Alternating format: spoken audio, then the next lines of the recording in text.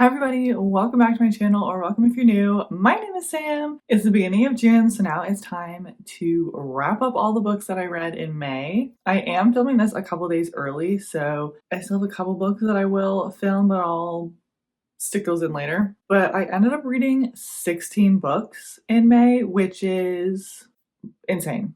I have never read that much in a month, and I don't know if I can do it again. So we're just gonna jump right in because I feel like this is going to be a long one. So grab a drink, grab a snack, and let's chat about some books. Overall, I had a really good reading month. There's a lot of fairly high ratings in these books, so a lot of fun. Starting at the month, I read Their Vicious Darling by Nikki St. Crow. This is book 3 in the Vicious Lost Boys series. I ended up rating this one 4 stars. Like the first two, this one was a lot of fun. So many reveals, just one after the other, and continuing a very fast moving plot. But at the same time, I feel like as I was reading this, there wasn't a lot that was actually taking place, especially compared to the first two books. There was a pretty big lull in the middle of this one where nothing was happening, but it did pick up again at the end. So overall, I had a really, really fun time with this one, but definitely wasn't my favorite of the series as a whole. Obviously, this is book 3, so I'm not going to get into what this book specifically is about, but we're following Winnie Darling, who is 18. She's of the Darling women line. They get taken on their 18th birthday to go to Neverland, and Neverland in this world is very twisted, and the Lost Boys are all very vicious. It's definitely a dark romance, so keep that in mind. And the series is a lot of fun. I really enjoyed it. Very short, just like 250-page novellas. I definitely recommend it, but again, it is a dark romance, so check the trigger warnings. The second book that I read in May, I read for my bookshelf scavenger hunt vlog, which I'll link up in the cards here, and that was One Dark Window by Rachel Gillig. I ended up rating this 4.5 stars. This was a lot of fun. I definitely wish I read it either a little bit earlier in the year, or if I waited sort of until the fall time, because it's definitely that like gothic, spooky fantasy book. I said this in the reading vlog, but this plot is very difficult to explain. We're following Elspeth, who lives in this world where magic is banned, but there is this mist that covers the forest, and if you get stuck in the mist, you get this sickness that inevitably gives you magical powers, but because magic is banned, you're not allowed to have these powers. But there's also a collection of cards, sort of like playing cards or tarot cards, I believe, that grants you magical powers, and these are the only like magic system that you're allowed to use. When Elspeth was younger, she got this sickness by the mist, but she's had to hide that information for her whole life. The plot was very interesting and different. It was definitely complex, but the way that it was written made it very easy to understand. Like I said, there's the different cards and the way that those were explained in chunks, so you really had a good understanding of what each card did and how they behave. I did find that I was reading this book really slowly, trying to understand everything, even though this is a YA. So it wasn't, like I said, the way that it was written was very easy to understand, but I was definitely trying to absorb everything and fully understand what was going on, because it was definitely very different to other things that I have read. I really liked the magic system. I thought it was a lot of fun, and sort of the court politics on how the magical cards work and like the mist was very interesting to read about. I also really loved all of our characters, and the little swoony romance parts in it was a lot of fun. So very excited to read the next book. I really want to prioritize that really soon. The next book that I read was Sweet Filthy Morning After by Christina Lauren. This is like a half-hour audiobook that's just a little tiny baby novella that comes after book 1 of the Wild Seasons series by Christina Lauren. This is like the first series that I had read by them, and I absolutely love them. I talk about them a lot in my book recommendation videos. This novella is in the POV of Ansel, who is our male main character from Sweet Filthy Boy, which is book 1 in this series. And it really just talks about the morning after. Essentially, this book series starts where this group of friends goes to Vegas to celebrate their college graduation, where they meet another group of guys and they sort of hit it off, get totally sloshed, and end up all like coupled up and married to each other in a nice Vegas wedding. So this picks up right the morning after they all get married and sort of what was going through his head and what his thought process was after everything. I absolutely love the narrator for this one. I had a very thick French accent because Ansel is from France. But he also did different accents for each of the different guys that we see in this series. One is from Australia, one's American. So you had a very clear understanding of who was talking. And honestly, I kind of want to try and see if they have audiobooks for all of the other ones and see if he has done them because it was very well done. This was just a little half-hour novella, so it wasn't anything crazy, but I ended up rating this 4 stars. I had such a good time with it. I thought it was so much fun, and I loved being back in this world with these characters, even though I only got a tiny little bit of them, but I would highly recommend the series. It's so well done. It's very like classic romance structure, but it's just so much fun. I love these characters. I think they're done really well and they are pretty spicy. The next book that I read was The Fae Princes by Nikki St. Crow. This is the last book in the Vicious Lost Boys series, and I ended up rating this 3.5 stars.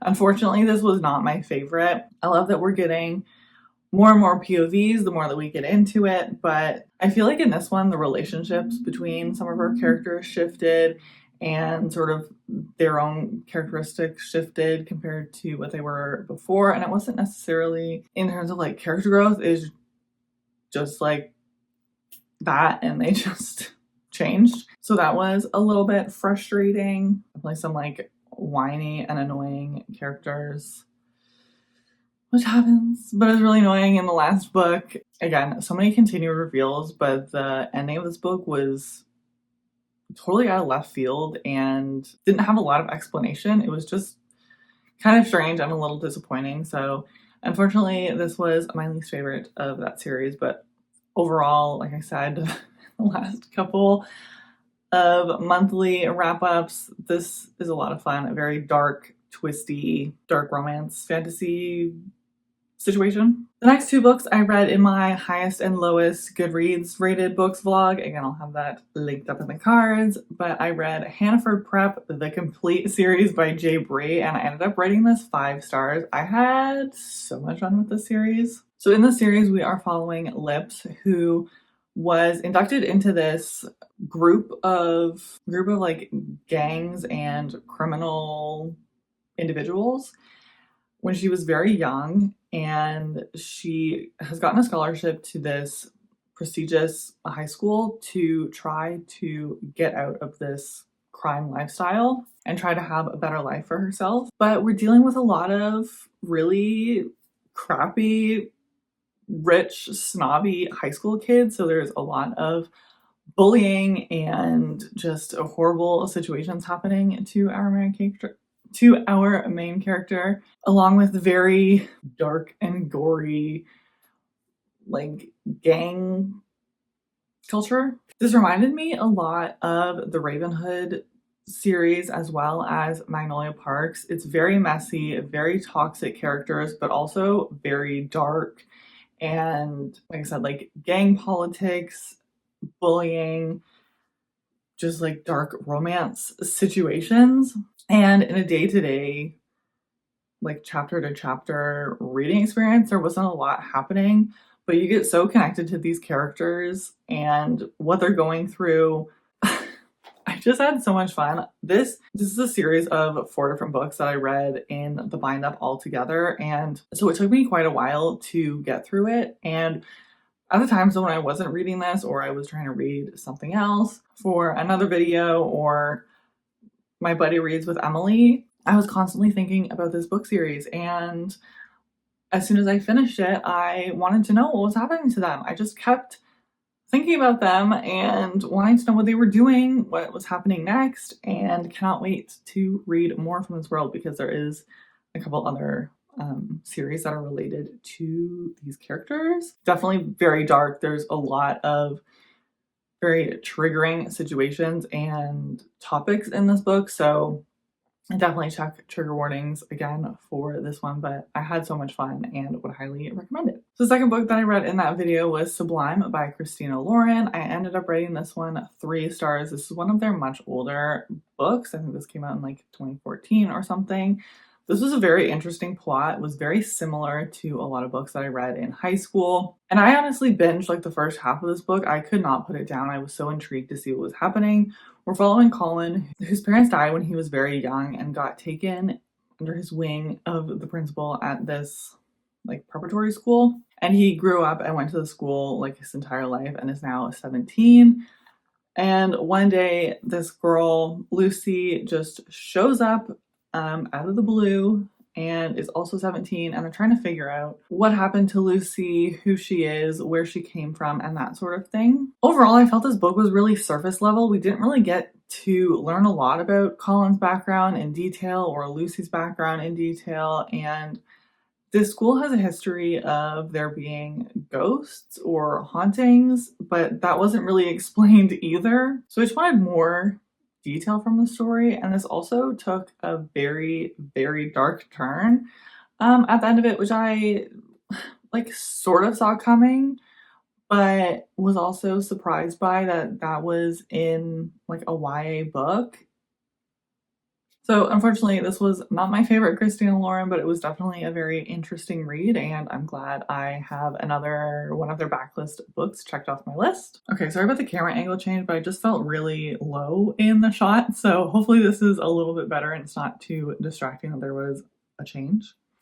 But the next book that I read was Hopeless by Elsie Silver. This is book 5 in the Chestnut Spring series, and I buddy read this with Emily. I ended up rating this 4.5 stars. Unfortunately, this was not quite my favorite. I was definitely hooked from like page 2. I really enjoyed the way that Beau's trauma was written. In this one, we are following Beau, who was off in the military until something happened and he had to come home and was like sort of cut from service, as well as Bailey, who is actually the Eaton's neighbor, and they've had sort of conflict with their whole family because her dad and brothers are known for being drunks and sort of like petty theft sort of thing.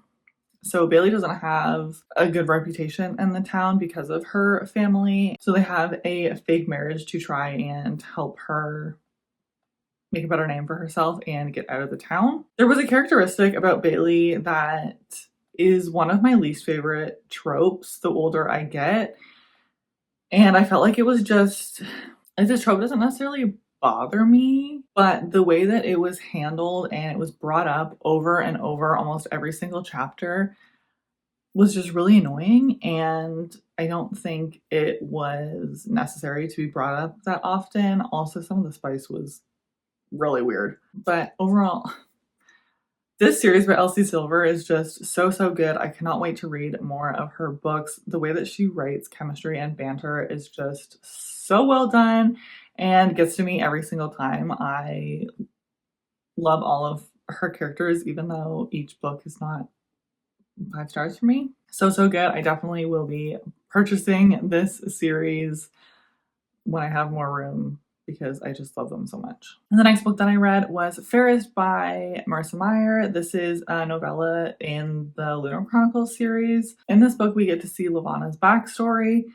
and I don't really know what the purpose of this book was, if it was just to like give more backstory and information, which that was really interesting, and seeing sort of the origin story of a lot of our characters and why Levana is the way that she is. But she's really terrible, and I kind of went into this book thinking that I was going to feel bad for her or understand her more and try to, I don't know, give her some redemption arc, but no, I'm very intrigued to see what happens moving forward. This is a sci-fi YA series where we're following Cinder, who is a cyborg, and honestly, I don't really know how to explain the series anymore. This is a sci-fi YA series following Cinder, who is a cyborg, and there's some conflict with the Earth world and the Lunars. And we're sort of picking up different characters along the way to try and save the world, essentially. Each book is like a sci-fi retelling of some of our classic fairy tales. I know that I'm not explaining it very well, but I would highly recommend picking it up if you haven't read them already. I think they're a lot of fun and very easy reads. The next book that I read in May was If You'd Been With Me by Laura Nolan. I ended up rating this 3 stars. Unfortunately, I didn't love this. The way that this was written is very blunt and short. Very much like, he did this, we got in the car, we went to this place, he got me this ice cream, we sat in silence. Very like short, non-descriptive, very difficult to connect to any of our characters or the story in itself. It also almost seemed like it was written as like how you would tell a story that you were like remembering something from your past and not like adding a lot of detail, just like stating what the facts were. So it made sense for that. And it also was told in a way that was like sort of realistic to be a teen. Like you have these very big feelings and everything was like a big deal, but it was just a little cringy. There were some things that like really didn't make sense to me and got very dark very quick and seemed a little traumatically extreme again for a YA book. I just did not connect to this book at all, although I am very curious as to what happened after. So I might end up picking up the next book to read it, but it was definitely not my favorite, unfortunately. I thought I was really going to love this one, but it just did not hit for me. The next book that I read was Expiration Days by Rebecca Searle. I was really nervous to pick this one up because I had really only been hearing not great reviews about this one, but I ended up rating this 4 stars. I really enjoyed it. I thought the plot was very interesting. In this book, we're following our main character who, for her whole life, has been getting these slips of paper either as a postcard or receipts with a name on the back of it and a timeline for how long they would be together. And this is sort of how she has based all of her relationships. And it was just a very interesting thought. Would you behave differently knowing how long a relationship was going to last? I did feel like I couldn't personally connect to the characters, but I really enjoyed reading about the story and overall just had a great time reading it. I don't have much to say about this one, but it was definitely rated for the vibes. I was just having a great time. The next book that I read was Sweet Little Lies by Lauren Conrad. This is the second book in the LA Candy series. I read the first one via audio a couple months ago and really enjoyed it, but unfortunately, this one was not great. I don't know if it was the plot of this one or the fact that it wasn't read on audio, but I ended up only rating this one 2.5 stars. This was very much like a silly little teen romance. We're following a group of characters who all got hired on to be part of this reality TV show. And so we're following their relationships with each other and other people, as well as life on a reality TV show. And there was a big sort of falling out at the end of book 1. So this one picks up right after that. And I don't know what the timeline is supposed to be of this one, but it felt like it was a very short period of time, like only a couple weeks. And overall, nothing was really happening. It was just sort of the mending of the rift after the last book. And I felt like all of the characters were being really juvenile, really aggravating, and making horrible decisions. So unfortunately, this was not my favorite. I did see that book 3 is on audio, so I'm hoping that I enjoy that one more. Unfortunately, this one was not great. The next book that I read with Emily was Devourer of Men by Nikki St. Crow. This is like a spin-off book to the Vicious Lost Boys series. I don't want to get too much into it because I feel like it spoils the main series, but we're following a group of side characters, I guess, from book 1, and they're trying to find somebody. And I just found this one to be a lot of fun. One of the characters that is in this book is one of my favorite characters from the original series that we only got to see a little bit of. So being in his POV all the time was a lot of fun. I also found that because we're only following 3 POVs in this one, I felt like we could connect a lot more to the characters. Very much a dark romance again, so keep that in mind. Overall, again, I feel like there wasn't a ton happening in this book, but it was very much like a setup, I think, for the next book. A lot of questions unanswered, a lot of things left open. That epilogue, I'm very excited for the next book that I don't even know when it's coming out. I don't think there's even a date yet, so love that for me. The next book that I read was Big Little Lies by Liane Moriarty. Again, I listened to this on audio and I ended up rating this one 4 stars. This was really interesting. In this book, we're following a group of parents who are all like kindergarten parents. They all have kindergarten age children. And we know that a murder happens from the very beginning, but we don't know who it is or how it happens. And so you're going through the school year from like the very beginning of school, and you're really learning about all of our different characters, what's happening to each of them, and sort of what they're going through in their individual families. And you're getting tiny little pieces of accounts of different people recounting different events throughout the year, and also snippets of what happened the date that the person died. And I don't want to say that it was fun or that I enjoyed it, because some of the themes in this was very dark. So again, check trigger warnings. It's just that this is like a very dark reading month for me. And all of the little like parent school drama was just so entertaining. But this also touched on a lot of, like I said, dark but important topics that I think was just handled really well. I feel like we got to know all of our characters really well and sort of what they're going through and how it all led up to this one night. So yeah, I feel like it was really well done.